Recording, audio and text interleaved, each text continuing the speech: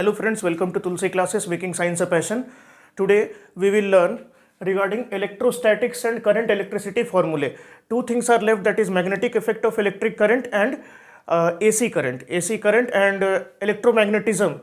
These are left, but today we will learn regarding two topics, that is electrostatics and current electricity formulae. These formulas will be a quick revision for you when you suppose you are traveling to your exam location. Suppose at that time, if you will take now the screenshots of these things and I will explain you the meaning of each and every term, that will be helpful for you to recall or to what you can say, to have a recapitulation of the things that you have learned. Let us start. Electrostatics, the first formula, important formulas are there. Q is equal to Ne, and E is the charge on one electron. E is equal to, its value must be remembered by you, 1.6 into 10 raised to the power minus 19 coulomb. Q is equal to Ne, it is quantization of charge. That means charge are quantized, charge is quantized.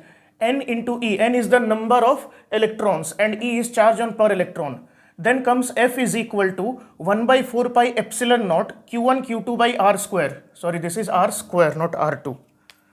R square.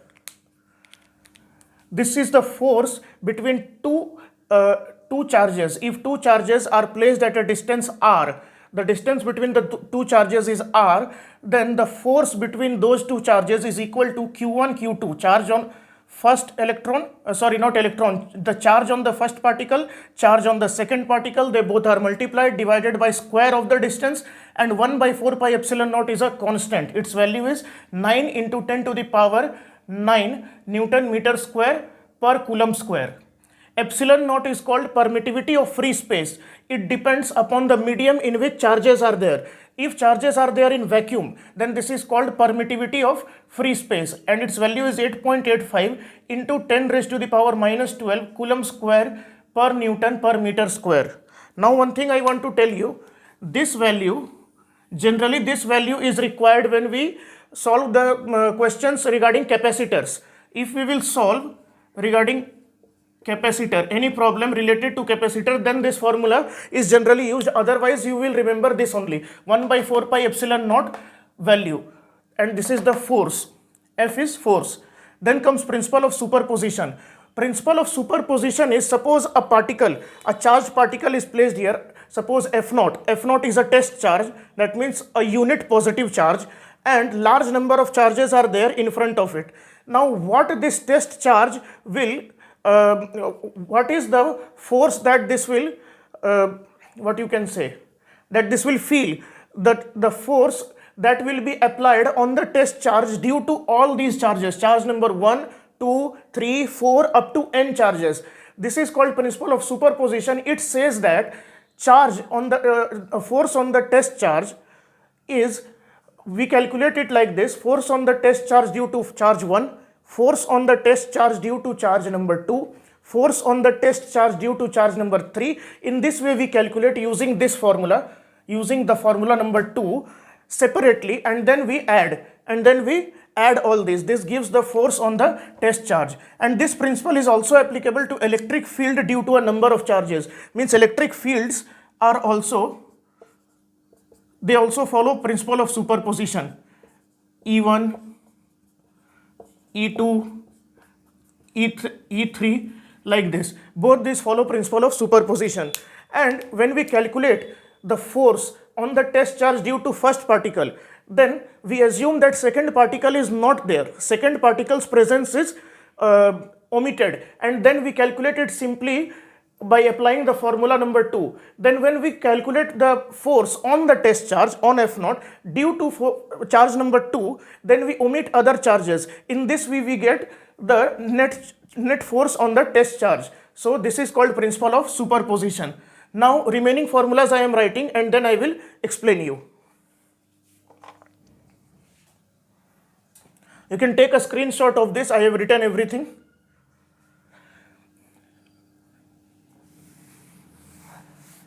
Next, the remaining formulas are formula number 4, E, magnitude of E. This is mod. Magnitude of E is equal to Q by 4 pi epsilon naught R square.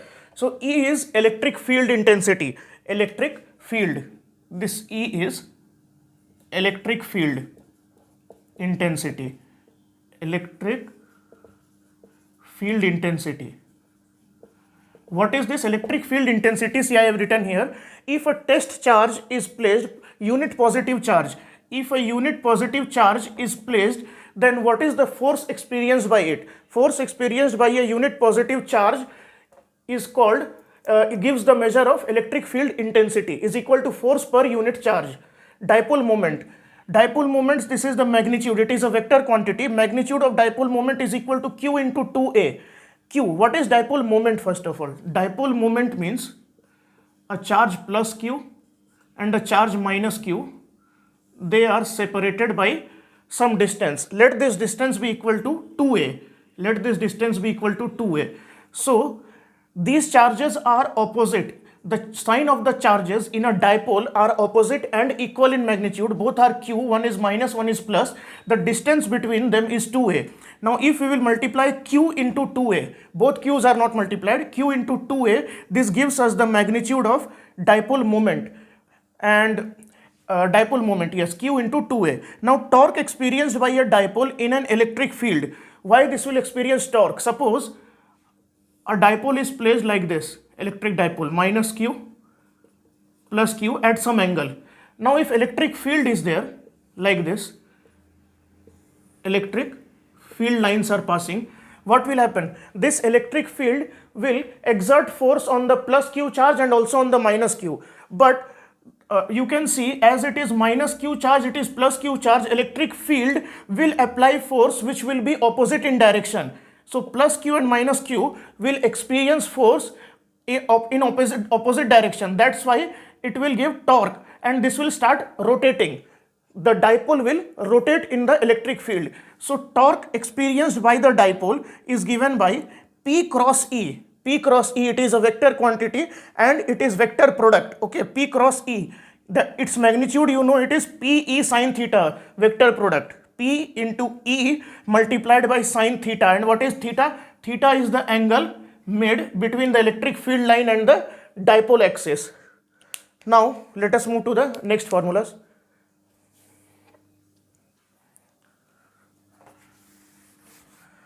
The next formulas are formula number 8, potential energy of a dipole U.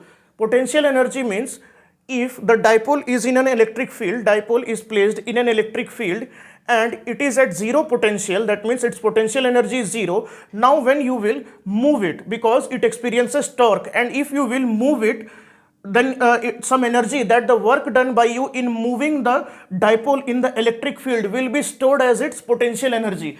Its value is given as minus P dot E. Negative sign is there, and negative sign is because the work that will be done will be in the direction opposite to the force applied by the electric field. Electric field also applies some force. We have to do work in its opposite direction. That's why it is minus PE. Work done is minus. Minus P dot E means minus PE cos theta. This is a scalar quantity as it is a dot product. Cos theta. Cos theta means theta is the minus PE cos theta. Theta is the amount of angle rotated. Theta is amount of angle by which dipole is rotated. This gives us minus PE cos theta. Now, Gauss's theorem. Before Gauss's theorem, see here electric flux. Electric flux is the total number of electric field lines crossing an area placed normal to the field. Suppose this is my hand. Let this be an area and electric field lines. These are electric field lines. They are crossing like this. Okay. These markers are electric field lines. They are crossing like this.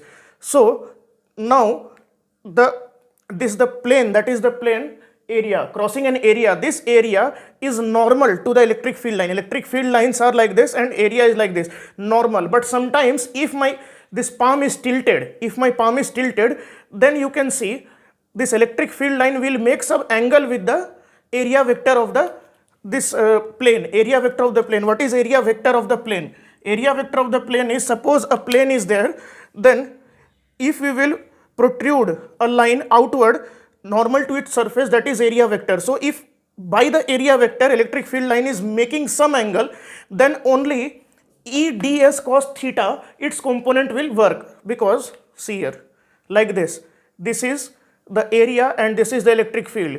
Now the area vector that is perpendicular or that is normal, because by the definition it says place normal to the field. Now normal to the field, complete area is not there, so we will take E ds cos theta, and in your numerical you will multiply E electric field will be given. This is the area of the plate that will be given into cos theta. Theta is the angle, again here I am writing, theta is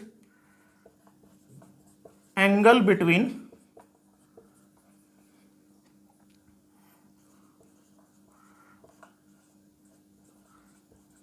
area vector of plane, this is the plane, its area vector of the plane, and E, and electric field line.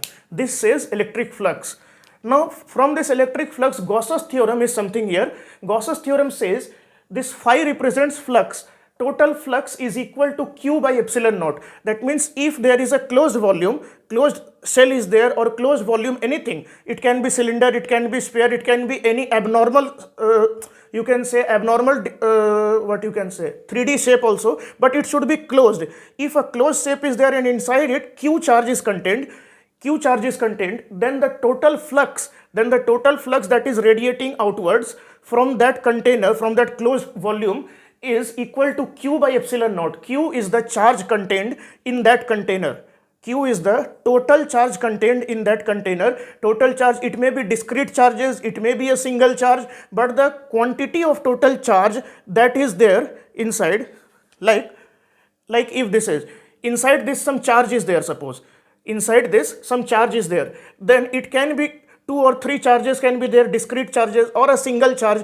Now the total electric flux through the surface, outer surface of this container is equal to total charge contained Q divided by epsilon naught. Epsilon naught value I have told you. In this way you can calculate electric flux through a closed volume. Okay, moving over to the current electricity formula.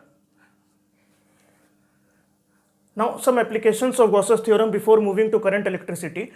By applying Gauss's theorem, some formulas are derived. Derivation is not required, as you have to learn the formulas. Otherwise, if you will start deriving the formula, it will take time. So remember 2 to 3 applications of Gauss's theorem, that is electric field intensity due to certain things like infinitely plane sheet of charge, when the sheet has some thickness, whether it is spherical cell, outside the cell, inside the cell, these things. So first, electric field intensity due to a thin infinitely plane sheet charge is equal to, this is sigma by 2 epsilon naught. So what is this? Sigma by 2 epsilon naught. Now this thing represents surface charge density. Surface charge density of plate. The plate that we are taking, that means charge per unit area, charge contained per unit area in that plate is represented by sigma divided by 2 epsilon naught will give the electric field. Now I am drawing the diagram here with black ink. Suppose this is a plane infinitely, let me draw it as sheet. Okay.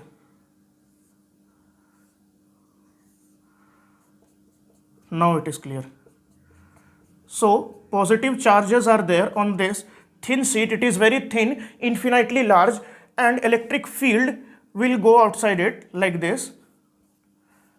So what is its magnitude? Sigma by 2 epsilon naught. Now if this plate will have some thickness, let me explain you, like this, then this part will also have positive charge, this part will also have positive charge. That's why the electric field that we formed, that is sigma by 2 epsilon naught, will be due to both charges. This will also contribute to sigma by 2 epsilon naught. The left side, for me it is left side, this sheet will also contribute to sigma by 2 epsilon naught, and they are totally as a thick sheet. Now as 2 times sigma by 2 epsilon naught, that's why this is easy to remember. If sheet is uniformly thick, then electric field's magnitude is equal to sigma by epsilon naught. There it is 2 epsilon naught divided by 2 epsilon naught. Here only sigma by epsilon naught, as plate is thick, so 2 surfaces are there instead of 1 surface. Now let me write electric field intensity due to charge in a spherical cell. I am erasing this, you can write this or take a screenshot.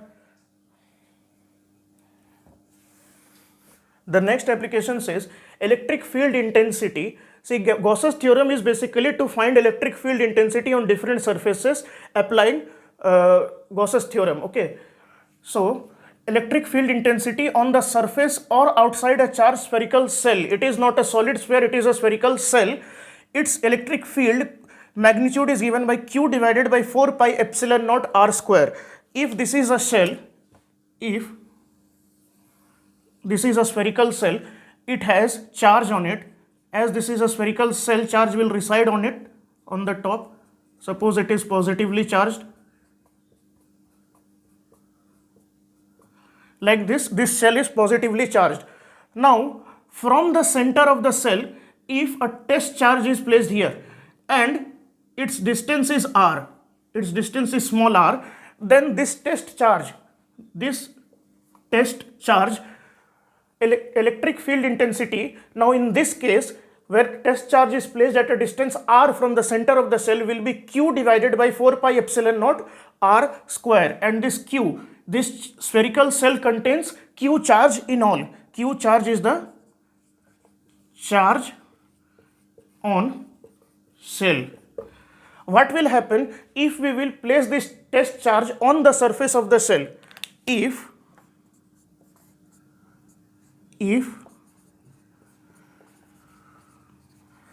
test charge is on the surface of cell, then what will happen? Then nothing will happen. Only the thing that will change is Q divided by 4 pi epsilon naught. Instead of r, it will become capital R, which is the radius. Let its radius be equal to capital R. So now E will be equal to Q by 4 pi epsilon naught. I think it is not visible. This is equal to, then E will be equal to Q by 4 pi epsilon naught r square. Simply this small r will become capital R. So this is outside the cell, this is on the spherical cell. In general, a question may come that is simply look at the answer and put a tick mark, that is, what is the electric field intensity inside a spherical cell? Inside a spherical cell. So if it is a spherical cell, not a solid sphere, remember spherical cell, then electric field intensity inside it is always 0, as no charge is residing here. All the charge is residing on its surface, and in the middle there is no charge, as this is a hollow sphere. Okay. So let me write that sentence also, that electric field intensity inside a spherical cell is always 0. This is there, you can take a screenshot.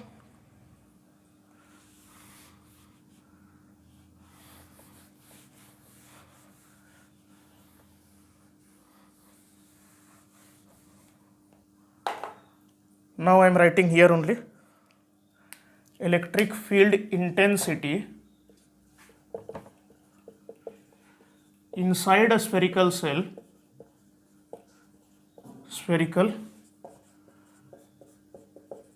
is always 0.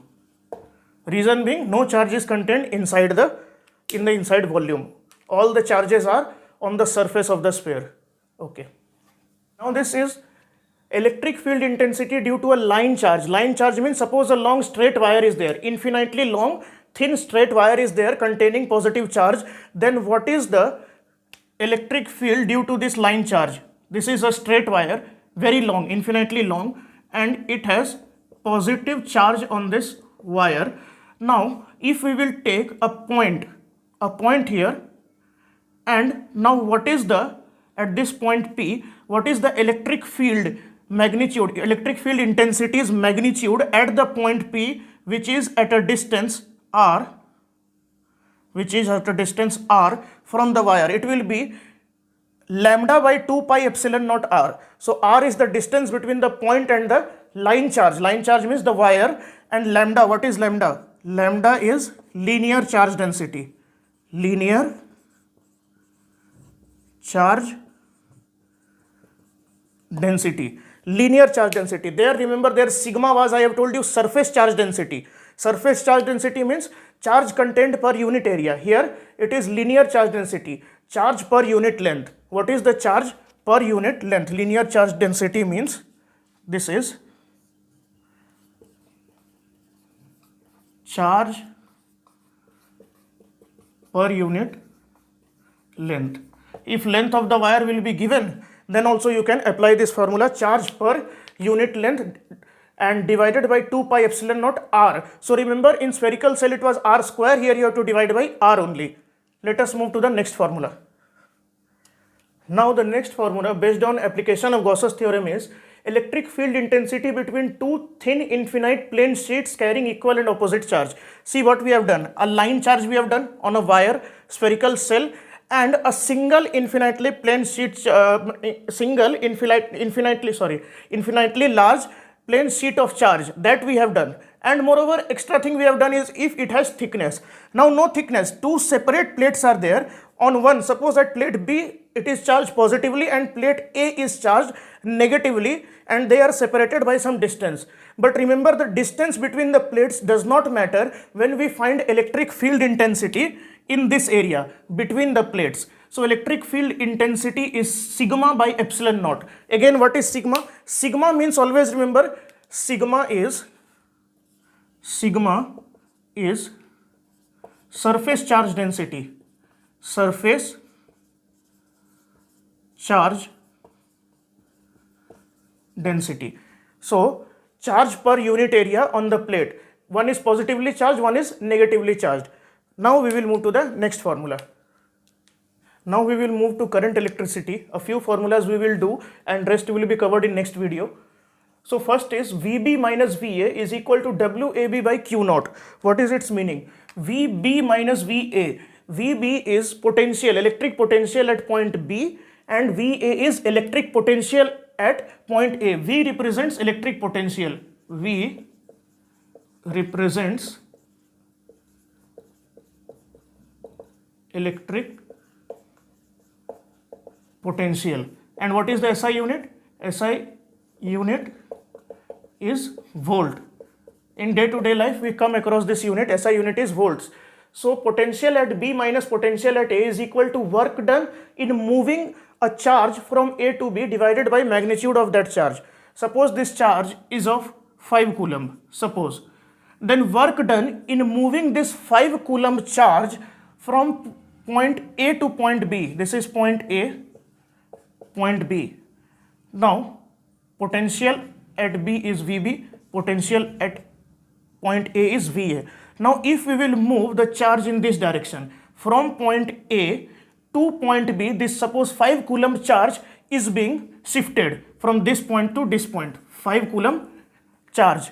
Now the difference in the potential VB minus VA is equal to work done in doing this thing, shifting, divided by 5 you will do.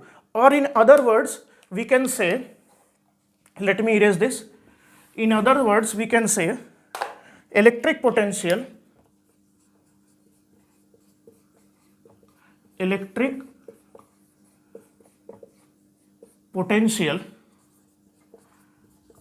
due to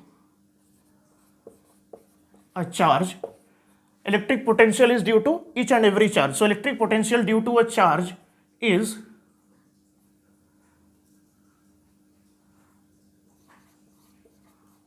work done in moving a unit positive charge from infinity, or I am writing from infinity to the charge.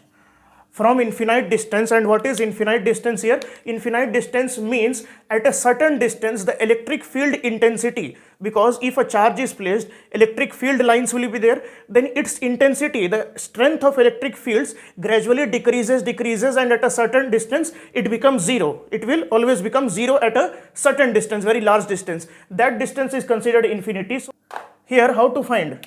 This is nothing but 1 by 4 pi epsilon naught q by r, which is equal to 9 into 10 raised to the power 9 q by r. Now you can easily put the value q in coulomb, r in meter you have to put, and you can find electric potential due to the point charge q. Okay, next. The next formula is, how much I don't remember the number. I think it will be, first and third it will be, I think.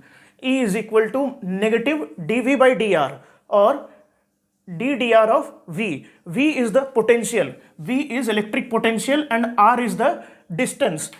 Now E is equal to, this dV by dr is called potential gradient. So electric field, that means, yeah, in fill in the blanks this question can come, or yes, in fill in the blanks, suppose a blank will be given, 4 options will be given, like I am completing the statement. Electric field intensity is negative potential gradient. Now what is electric field intensity? It is equal to potential gradient, as it is divided by distance, dV by dr. So it is called gradient, potential gradient, and it's negative. Electric field intensity is negative potential gradient. Now in one question it was there that we have to find components of electric field. Okay, Cartesian product. What happens? Suppose this is x-axis, this is y-axis, and if we will divide electric field into all these axes, like here it will become E along x, its component, I have told you how to find component Ex, this will be Ey, and if 3 dimension, then Ez also will be there. Now if we want to find Ex, then what we have to do? We have to write minus dV. V is the volt, okay, V is electric potential, it will be given as a function, like if V is given, V is equal to x into 4x minus y. Suppose this is given. Now you will put this, this is a function V is a function, you will put it here and differentiate with x to get Ex. To get Ey, what you will do? You will again write negative d dy. That means with respect to y, we will differentiate this function dv. And to get in the third dimension z, we will write dv by dz. With respect to z, we will differentiate. As we can see, no z is there, so Ez will become 0. It depends on the question. Here Ez will become 0. Okay. Next formula is electrostatic potential energy due to 2-point charge. If 2 charges are there, suppose we have 2 charges and we want to make it as a system of 2 charge. A system, that means they will be brought close together, these 2 charges. Then what will be the electrostatic potential energy in that system that will be stored? The electrostatic potential energy stored in the system of 2-point charge. It is equal to Q1 Q2 by 4 pi epsilon naught R. R is the distance between the charges. R is distance between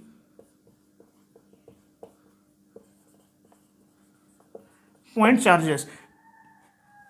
Q1 and Q2 are the 2 charges. How this formula came, it is necessary to know but not to remember, because it will not be helpful in your exam. You have to remember directly. What happens if first charge is there, Q1 is there, no charge is there to influence it, it is alone. Suppose it is alone in the free space, so it will no work we will do. Okay, we will do, sorry, some English wrong. Okay, no work will be done in moving this charge Q1 in free space, because it is under influence of no charge. It is alone in free space. This is assumption. I am telling you, this is assumption that this charge is alone in free space. Now when we will move second charge Q2, We are moving second charge Q2 towards it, Q2. Now work will be done. Here work was not done. Okay, here no work done. No work done because no charge was there to influence it. But now as charge Q1 has seated here, okay, I am sitting here, I have some influence. Now this will have some influence on Q2. What will happen? This will have electric field and electric potential. So this will have some electric potential and it will resist the charge Q2 to come near to it. But we have to do work against it and then bring Q2 here at a certain distance R. So this work done that we are doing to bring Q2 near to Q1 at a distance R is known as electrostatic potential energy due to 2-point charge. And this is equal to Q1 Q2 by 4 pi epsilon naught R square. Okay.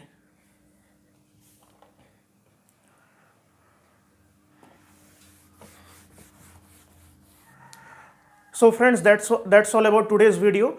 Okay, so time is lapsing and the things that are remaining is a series combination of capacitor and resistor, parallel combination of capacitor and resistor, and how to find units of electricity consumed in house. If it is asked the amount of bill is this much, how much units of electricity has been consumed, these type of questions how to do, I will tell you. First I am writing all the basic formulas and then two things will be left. Either I will take on previous year question or I will do one question based on each of the formulas that I have told you. I will come with the video as soon as possible. Thank you.